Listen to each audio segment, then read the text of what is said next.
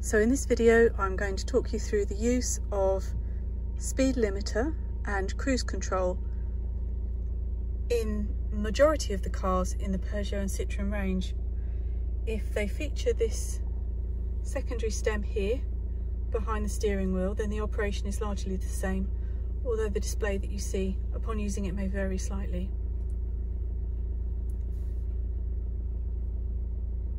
You'll see from the stem that there's a button on the top, the bottom, the tip that all depress.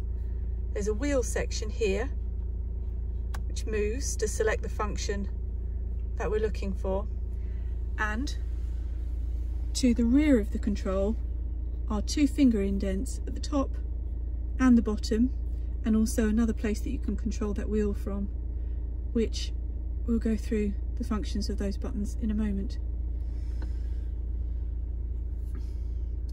So with the stem, we'll first talk about speed limiter.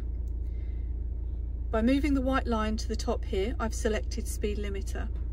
Now on this Peugeot 3008, on the up display, you'll see here now that this symbol has appeared on the dash, letting me know that the speed limiter function has been enabled, and the speed that it's currently limited to is 19 miles per hour.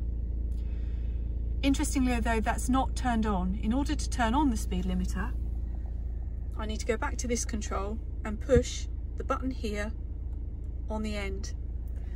A new message now appears to let me know that the speed limiter is active and that reading is turned to an amber colour.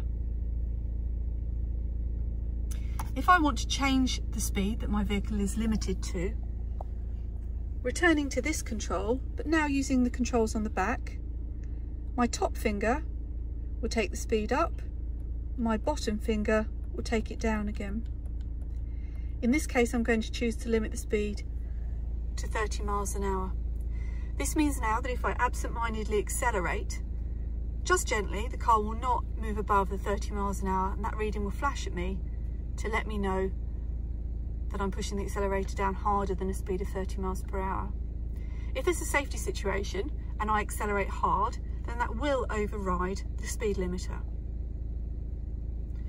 Now the next function is cruise control. Returning down here again, I'm now going to use that control in the middle to turn it down to the bottom to the cruise function. That's now set with the white line to the base, and we see a different picture up on the dash just here. Now cruise control will only work when you're going along in the vehicle. You need to be to a minimum speed and also in third gear or above. When we look at the speed control settings, again I'm going to go to the two controls on the back. I can push either one of these to set my speed, so I get into fourth gear up to 30 miles an hour and I'm happy to cruise. I simply squeeze on either of these and that will lock my speed. Now at the moment I'm getting a message to say cruise control not possible, speed too slow. That's of course because I'm stationary. Now if I had to brake, for example, and then I wanted to return to the speed at which I'd previously been cruising, I can use this resume button on the tip. So by pushing that, it will take me back to the speed that I was last cruising at. If I wanted to adjust the speed that I'm cruising at without touching the accelerator, again, I'm going to use the controls here to the back of the stem to take my speed up or down accordingly. Now a slightly longer push will skip the speed up at 5 miles an hour, a short push takes it up 1 mile at a time. There are memory functions on here where you can preset speeds, but I'll deal with that in another video.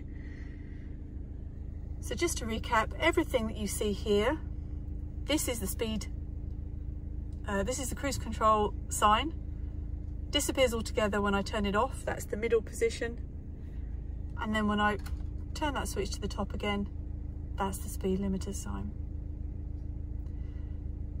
And this is common to any Peugeot or Citroen, where you find this additional stem just below the indicator on the left hand side of the steering wheel.